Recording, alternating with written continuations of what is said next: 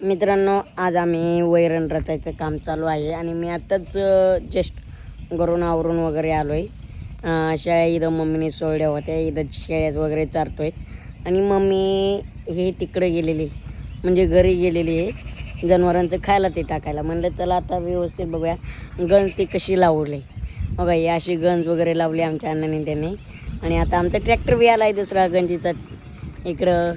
तोपर्यंत आमचा ट्रॅक्टर पण आला. म्हणलं आता चला ही शेवटची खेप आहे, म्हणलं चला मग लावून घेऊया, कारण दिवस मावळायला चालला होता. आणि कसं आहे पावसाचं वातावरण एकतर येतंय जातोय, हे ऊन पडतंय, त्याने भीती वाटत होती. कारण हा 3 महिन्याचा आमचा चारा असतो, हा साठा करावा लागतो. आणि गावाकडे खरं तर अशा गोष्टींमध्ये खरंच खूप आनंद येतो बरं का. जगण्यात एक मजाच असते राव. गावचं गाव पण आणि माहोल वेगळाच असतो. मग काय अण्णाने एक दादा जोडीदार घेतला आणि त्याला हे कडबा ते आम्ही लावत होतो.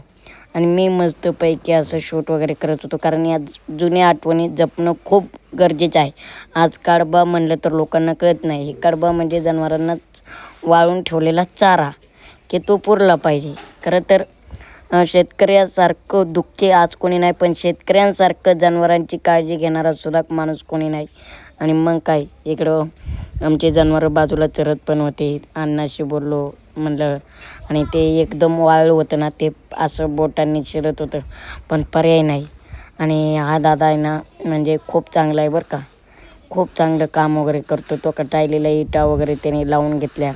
आणि मग काय आम्ही कडबा रचायला सुरुवात केला. कारण कसं आहे ना, पाऊस ते येऊसर म्हणलं झाकून पाकून ठेवला ना, आपल्या जनावरांची भनभन जाते.